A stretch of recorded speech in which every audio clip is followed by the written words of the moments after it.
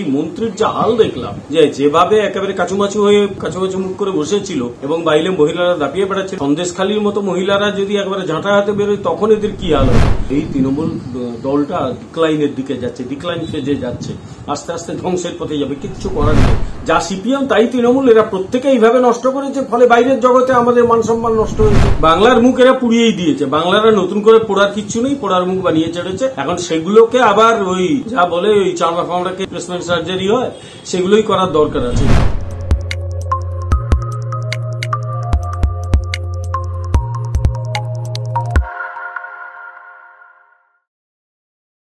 গতকালই সারা দেশে প্রথম দফা নির্বাচন শুরু হলো। কোচবিহারে নিজের গ্রামে উদয়ন গুহ মহিলাদের হাতে নিগৃহীত হলেন, কি বলবেন? না, আমি দেখেছি কালকে, ঠিক নিগৃহীত যাকে বলে সেটা হয়নি, কিন্তু মহিলারা ঘেরাও করে রেখেছিল। কারণ ওদের অভিযোগ ছিল যে এই ভদ্রলোকের উস্কানিতেই বিজেপির একজন পঞ্চায়েত সদস্যকে পুলিশ তুলে নিয়ে গেছে ও অজুহাত দিয়েছে যে তৃণমূলের একজনকে ওদের কর্মকর্তা নাকি মার খেয়েছে, তার জন্য তুলে নিয়ে যাওয়া হলো, তার জন্য তাকে তুলে নিয়ে গেছে এবং মহিলারা তার মুক্তির দাবি করছিল। আমার কথা হচ্ছে, সকালবেলা থেকেই প্রথম আক্রান্ত হয়েছিল বিজেপির একজন বুথ স্তরের সভাপতি, তার মাথায় কোপানো হয়েছিল। তিনি সেখানে একবার গিয়েছিলেন, দেখতে গিয়েছিলেন, তার জন্য কাউকে কি অ্যারেস্ট করা হয়েছে? তার কোন কর্মকর্তাকে কে দুটো থাপ্পড় মেরেছে তার জন্য তিনি অ্যারেস্ট করিয়ে দিলেন, অভিযোগ অন্তত তাই। তো মহিলারা তাকে ঘেরাও করেছে। আমার কথা অন্য, সেটা হচ্ছে এই ধরনের অভিযোগ, এই ধরনের আন্দোলন সেগুলো প্রচুর ঘটে, এটা নতুন কিছু ঘটছে না। কিন্তু কালকে আমি এই মন্ত্রীর যা হাল দেখলাম, যে যেভাবে একেবারে কাচুমাচু হয়ে মুখ করে বসেছিল এবং বাইরে মহিলারা দাপিয়ে বেড়াচ্ছিল, খালি হাতের মহিলারা, সন্দেশখালীর মতো মহিলারা যদি একবারে ঝাঁটা হাতে বেরোয় তখন এদের কি হাল হবে। এটা এই মর্নিং শোজ দ্য ডে। এরপরে এই মহিলাদের হাতে যদি ঝাঁটা বা খেটে লাঠি ওঠে তখন এই বীরপুঙ্গবদের কি হাল হবে ভাবতেই আমার অবাক লাগছে। কারণ এই নির্বাচনে এদের পরাজয় অবশ্যম্ভাবী, কিছু করার নেই। এবং তারপরে গোটা রাজ্য কিন্তু আস্তে আস্তে দেখবে যে এই তৃণমূল দলটা ডিক্লাইনের দিকে যাচ্ছে, ডিক্লাইন ফেজে যাচ্ছে, আস্তে আস্তে ধ্বংসের পথে যাবে, কিচ্ছু করার নেই। তখন এই লোকগুলোকে কে বাঁচাবে? আমার এটাই প্রশ্ন। গোটা দেশে গতকাল একাধিক কেন্দ্রে ভোট হয়েছে, তার মধ্যে বাংলায় বেশ কিছু জায়গায় হিংসা। গোটা দেশের কাছে বাংলার মুখ কতটা পুড়লো বলে আপনার মনে হয়? বাংলার মুখ এরা পুড়িয়েই দিয়েছে, বাংলারা নতুন করে পোড়ার কিচ্ছু নেই, পোড়ার মুখ বানিয়ে ছেড়েছে। এখন সেগুলোকে আবার ওই যা বলে ওই চামড়া ফামড়াকে রিপ্লেস করতে হয় না, রিপ্লেসমেন্ট সার্জারি হয়, সেগুলোই করার দরকার আছে। তার কারণ এবং সেই রিপ্লেসমেন্ট সার্জারি এদের দ্বারা হবে না, অন্য কাউকে দিয়ে করাতে হবে, সেটা একমাত্র বিজেপি পারে। আসলে এই পোড়ানোর কাজটা প্রথম শুরু করেছিল সিপিএম। নির্বাচনে হিংসা, মারধর, বিরোধীদের ভয় দেখানো, লোকের বাড়িতে থান পাঠানো, গণনা কেন্দ্রে মারামারি, ভোটের পর লোকের উপর হামলা, এই সবই কিন্তু আমরা দেখেছি সিপিএম এর আমলে। সিপিএম এগুলো সৃষ্টিকর্তা। এখন তৃণমূল কথা দিয়েছিল যে তারা ক্ষমতায় এলে এই ঘটনাগুলো ঘটতে দেবে না, অর্থাৎ মানুষ স্বাধীনভাবে যেরকম ধর্মাচরণ করতে পারে ঠিক সেরকম রাজনৈতিক আচরণটাও করতে পারে। সে তো গেল, একেবারে উচ্ছন্নে গেল। যেটা হলো আরো ভয়ঙ্কর, তাদের ছেঁড়া জুতোয় পা গলিয়ে আরো খারাপ কাজ করতে শুরু করলো এরা। তখন যেটা হতো, তখন ওরা একটু আড়ালে অবডালে করতো, এখন প্রকাশ্যে এইসব কাণ্ড কারখানাগুলো করে। ফলে ওই নতুন বোতলে পুরনো মদই ঢোকানো হয়েছে। যা সিপিএম তাই তৃণমূল, এরা প্রত্যেকে এইভাবে নষ্ট করেছে, ফলে বাইরের জগতে আমাদের মান সম্মান নষ্ট হয়েছে। যে বন্ধু বান্ধব বাইরে থাকে তারা প্রায়ই বলে যে আপনার কি হলো পশ্চিমবাংলায়, কেন পশ্চিমবাংলায় এগুলো হচ্ছে। পশ্চিমবাংলার সম্মান আর শেষ করে দিয়েছে এরা। সিপিএম শুরু করেছিল, এরা একেবারে খতম করে ছেড়ে দিয়েছে। একে সরাতে না পারলে, এই সরকারটাকে সরাতে না পারলে ফেরানো অসম্ভব। গতকাল রাজ্যে যে হিংসা হলো, এর জন্য কি দায়ী কিছুটা ইলেকশন কমিশন নয়? না, ইলেকশন কমিশনকে আমি পুরোপুরি দায়ী করবো না, কিন্তু এটাও ঠিক যে হিংসার দায় তো কিছুটা ওদের নিতেই হবে। তার কারণ ইলেকশন কমিশন এ রাজ্যে শান্তিপূর্ণ নির্বাচন করতে দায়বদ্ধ, প্রতিশ্রুতিবদ্ধ। সেখানে যদি এইরকম নির্বাচন হয় তাহলে কিন্তু সেই তো লোকে আঙুল তুলবে এই নির্বাচন কমিশনের দিকে। আবার এটাও ঠিক যে গতকাল কোনো প্রাণহানি হয়নি, আমাদের কপাল ভালো। এখন আমাদের এই জায়গায় আত্মসন্তুষ্টি পেতে হচ্ছে যে মানুষ মারা যায়নি, কিন্তু মানুষ মারা না গেলেও যে গোলমালগুলো হয়েছে। কালকেই তো এক ভদ্রমহিলা, তার ছেলে, যার মাথা ফাটিয়ে দেওয়া যাচ্ছে, চোখ ফাটিয়ে দেওয়া হয়েছিল, তারা ভয় পাচ্ছে যে এসে বাহিনী ভয় দেখিয়ে গেছে, ভোট দিতে গেলে মারবো ধরবো। এটা পশ্চিম বাংলা। তারপরেও যদি মানুষের উপর এই হামলা হয়, এই দলকে তার দায়িত্ব তো নিতেই হবে, যে দল পশ্চিমবাংলা চালাচ্ছে। এবং নির্বাচন কমিশনকে এখান থেকে শিক্ষা নিয়ে পরের ফেজগুলোতে যাতে সম্পূর্ণ নির্বিঘ্নে নির্বাচন হয় সেই ব্যবস্থা করতে হবে। গতকাল একটু অন্য বিষয়ে আসি, গতকালই নিয়োগ দুর্নীতি মামলার অন্যতম একজন অ্যাকিউজ, তার ভয়েস স্যাম্পল মিলে গেল, কালীঘাটের কাকু, কি বলবেন? এটা খুব ভালো জিনিস, বেটার লেট দ্যান নেভার।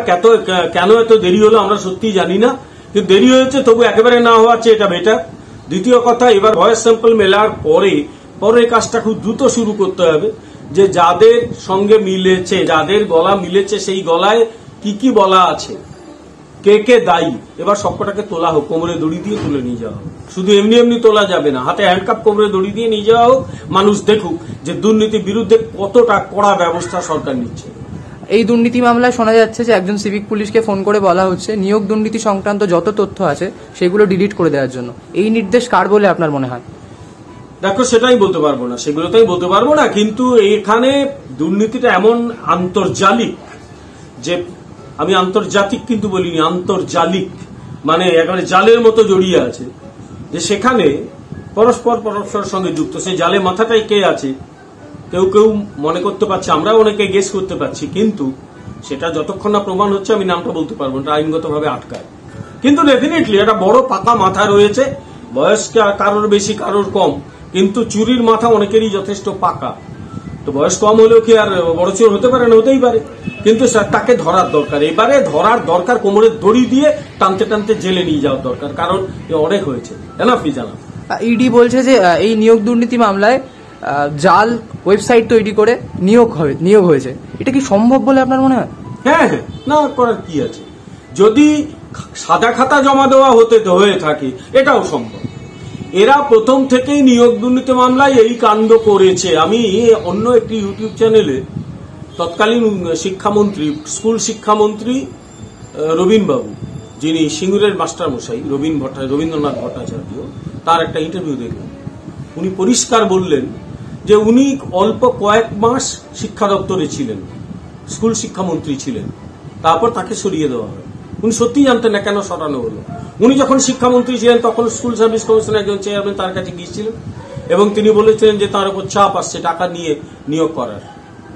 তো তিনি জিজ্ঞেস করলেন তুমি কি চাইছো, বলে আমি একদমই টাকা নিয়ে নিয়োগ করতে চাইছি না। তখন রবিবাবু বলেছেন না, আমিও নিয়োগ করতে চাইছি না। দুজনকেই কিন্তু সরে যেতে হয়েছিল। তারা কিন্তু দুর্নীতির সঙ্গে আপোষ করেননি। এটা যেহেতু এই ইউটিউব চ্যানেলটা একদম মানে পাবলিক ডোমেইনে রয়েছে, তাই আমি উল্লেখ করলাম, এই ঘটনা ঘটেছিল। প্রশ্ন হচ্ছে এই সৎ মানুষ সিঙ্গুরের মাস্টারমশাইকে, রবীনবাবুকে, রবীন্দ্রনাথ ভট্টাচার্যকে কে সরিয়েছিল, কেন সরানো হয়েছিল, কে দায় নেবে?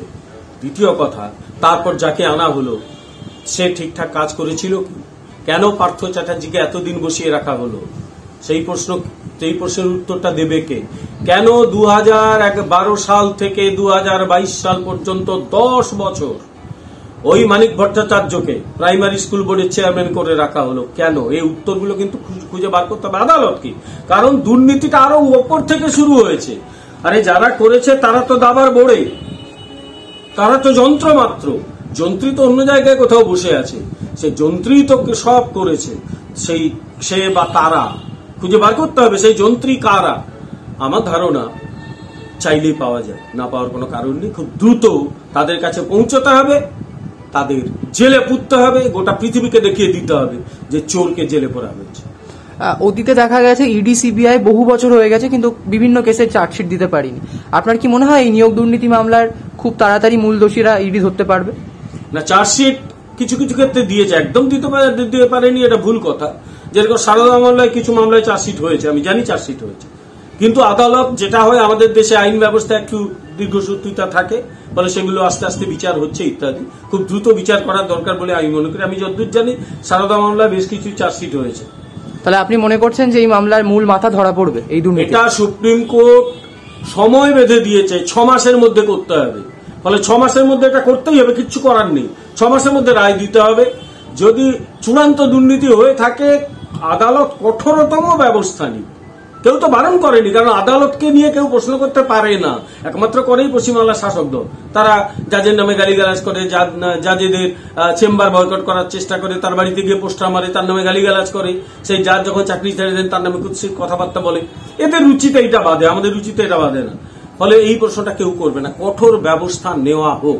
যারা অন্যায় করে চাকরিতে ঢুকেছে তাদের চাকরি যাওয়ার দরকার। যারা যোগ্য তাদের চাকরি পাওয়া দরকার। তো সাধারণ একটা নীতি, সেই নীতি অনুযায়ী চলবে, অসুবিধা কি আছে? আদালত আশা করছি সেই পথেই চলবে। অসংখ্য ধন্যবাদ স্যার আপনাকে।